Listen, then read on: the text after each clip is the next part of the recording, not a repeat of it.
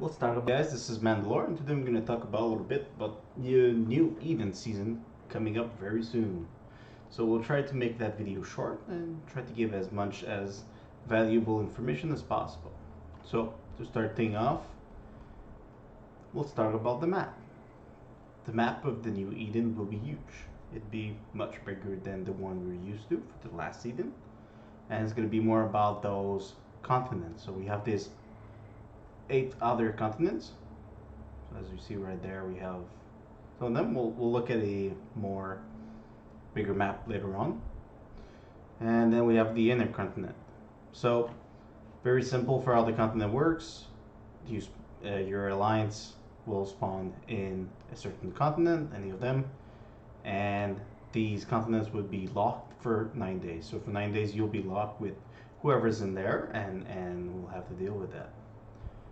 Big change, big change for this season is this. The cities will be only attackable on Tuesday, Thursday, Sunday, so it's exactly the same as dual days during the Total War Doomsday. Little change also is the damage status. So once a city or a capital is damaged, and we will look at the exact numbers of that later on, it will be in a damage status, which means that the requirement for immunity will be lowered for a little while and need more members to attack it. Big difference we look also is the guilds. Guilds are a little different. They have a few levels now, and each level gives you more members. We'll have a look at that. So this is a little overview.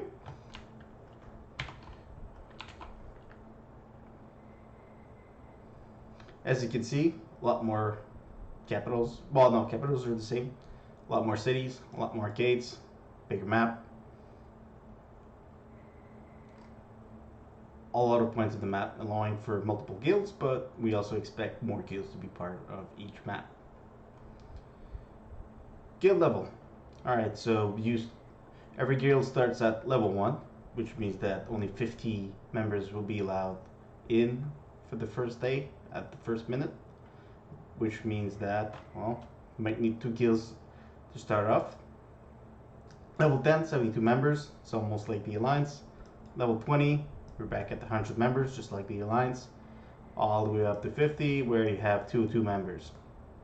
Level 20, level 40 will give you a reward. So if you get level 40, you get the level 40 reward, which is the bigger reward.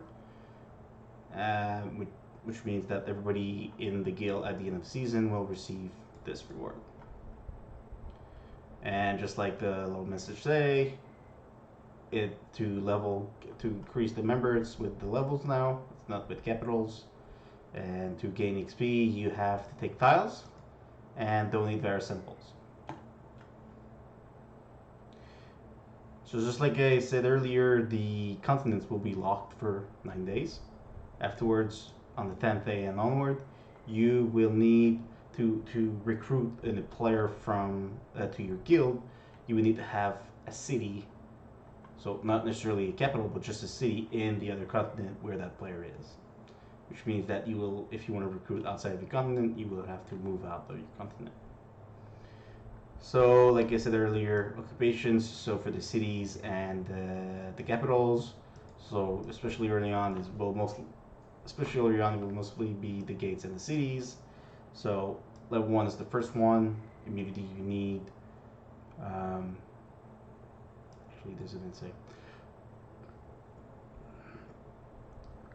These don't have the damage status. They would just be the same. A little example is for the first city. So you will need 4,800 immunity early on. But once it damaged, it would be down to 3k. So if your bigger members can bring it to 80%, so that's 80% durability. So you will need to, for this one, bring it from 1.5 million to 1.2 million. So do 300k at 4,800, and then at 3,000 you can have most likely rest of the guild do it. Once again, flags, very important. We'll need flags. For city, 25 players with flags, that's normal. 1,500, 1.5 million. Rewards are the same as last season, as last even, but with the addition of personal and guild rewards. This is the bigger map, more zoomed out. So let's have a little. So by looking at the map, we see that there are a lot of gates, a lot of cities, big map. Set 9 days lock. That's all the way here. These are locked for 9 days, and then the first intercontinent, 14 days, and then the last one in for the World Center, 20 days. It is also said that there would be tiles all the way to level 16 inside any of the continents and areas.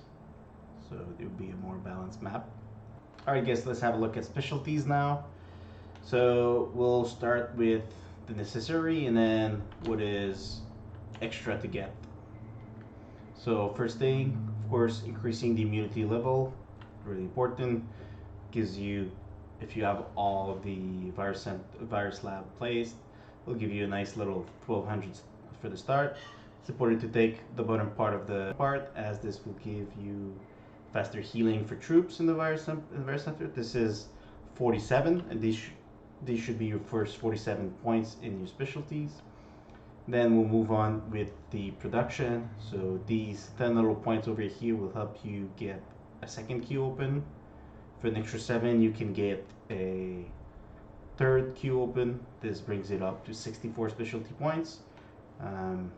You can have at 57 2 extra queues. You have options. You can either use these 17 points. What those 17 points do is they increase the production by 6, 12, and 18% for your virus. And these only affect these do not affect the water tiles. So if you're going to use those, you really have to rush early. If not, you have the options for every 7 more to unlock another processing plant. And also as the last option, you can use if you already did the 17s, for 9 points, you can unlock 18% for the composite materials production. So that'll be it for now, and we will review tiling heroes very shortly. See you guys soon.